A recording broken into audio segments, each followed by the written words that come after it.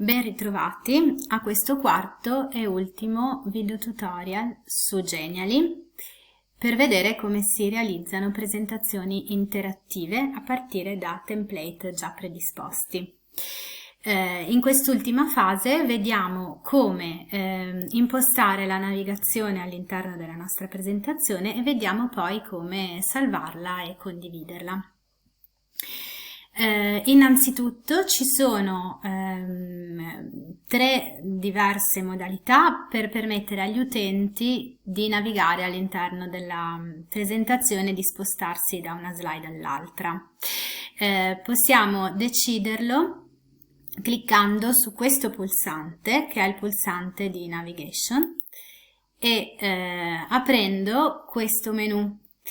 Nella parte Canvas abbiamo la possibilità di cambiare le dimensioni della nostra presentazione, delle nostre diapositive.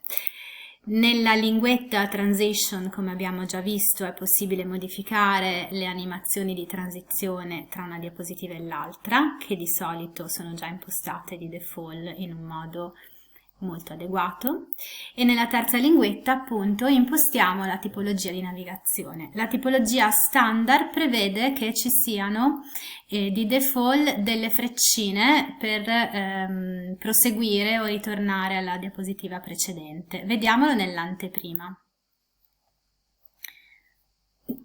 Eccoci, allora queste sono le freccine. Cliccando qua intuitivamente l'utente sa che può proseguire alla successiva diapositiva o tornare indietro alla diapositiva precedente. Se le freccine disturbano o se ci piace personalizzare la navigazione, possiamo utilizzare la possibilità di microsite. Con questa modalità scegliamo noi di inserire degli elementi di navigazione che permettono di passare da una diapositiva all'altra, per esempio utilizzando gli elementi interattivi. Allora possiamo decidere che vogliamo utilizzare questa impostazione, quindi scegliamo dal menu laterale Interactive Elements e scegliamo all'interno dei bottoni un pulsante che abbia l'icona della freccia di avanzamento, che può essere questa, oppure se ci piace di più con un'altra modalità, ad esempio questa. Inserisco questo bottoncino, a questo punto lo posso inserire non per forza al centro, ma lo posso inserire in basso, in alto, dove preferiamo. Possiamo anche cambiare il colore, più intonato magari ai colori della diapositiva, e collegarlo impostando il comando interattivo, collegando con la pagina successiva della presentazione. Quindi noi siamo qua, la freccina ci porterà all'indice, alla diapositiva successiva. Analogamente nell'indice, per fare più brevemente, vogliamo mettere questa freccina in tutte le diapositive, possiamo copiarla cliccando sul pulsante copy e passare alla diapositiva successiva e cliccare sul pulsante paste, cioè incolla, e ce la incolla esattamente nello stesso punto con lo stesso collegamento che dobbiamo quindi andare a modificare.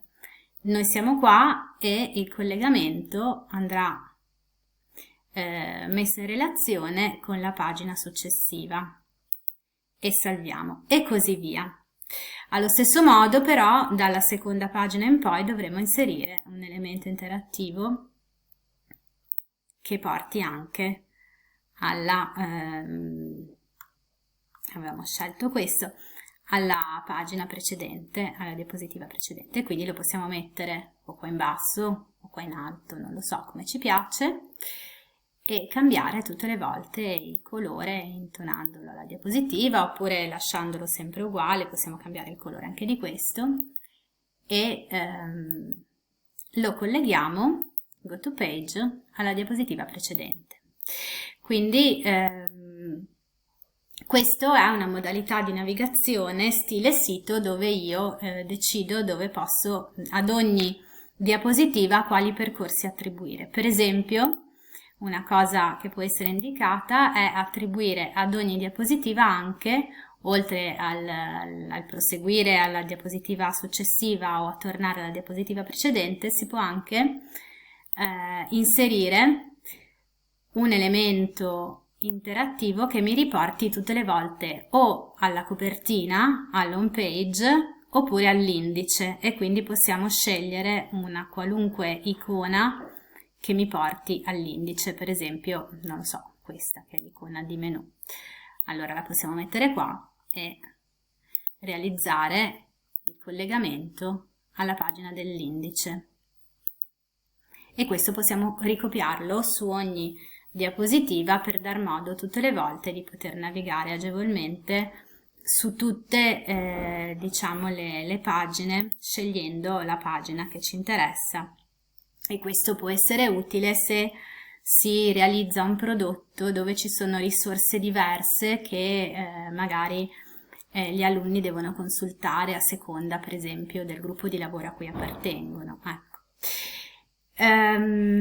Una terza modalità è invece realizzare una videopresentazione, quindi le diapositive avanzano una dopo l'altra secondo una tempistica che decidiamo noi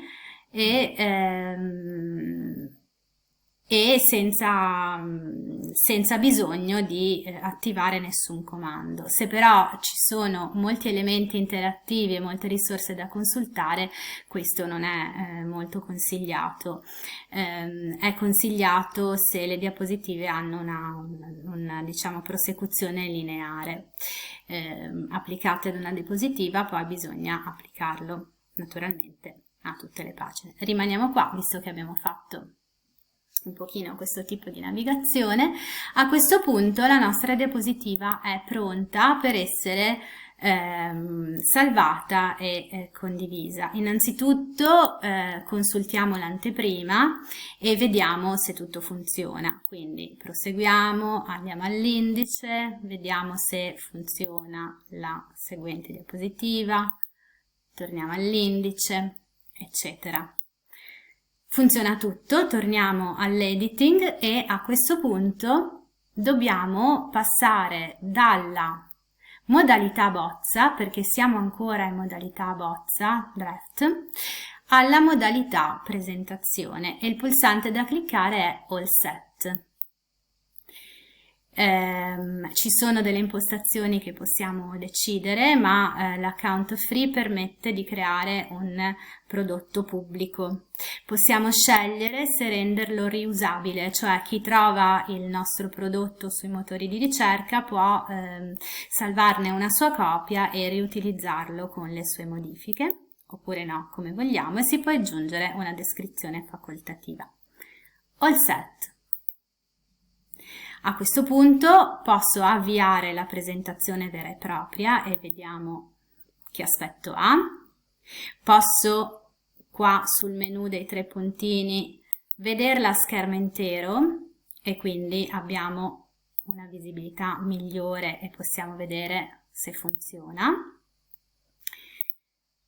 Riduciamo di nuovo la visualizzazione e torniamo all'editor. Possiamo condividerla e quindi copiare il link da incollare per esempio sul nostro blog, sulla classe virtuale, su un messaggio per i nostri ragazzi. Possiamo anche inserirla con un codice embed direttamente nel blog o nella classe virtuale. Possiamo mandarla via mail. A questo punto dobbiamo scrivere tutti gli indirizzi email delle persone a cui la vogliamo inviare. Possiamo pubblicarla su un social network, su Facebook, su Twitter, su Pinterest. possiamo condividerla direttamente se abbiamo la piattaforma G Suite di Google, la piattaforma Microsoft 365 Education, possiamo condividerla direttamente su Google Classroom o su Microsoft Teams se abbiamo creato la Classroom o il Teams con i nostri alunni. Altrimenti il modo, diciamo, più veloce è copiare il link e incollarlo dove dobbiamo condividere il nostro prodotto.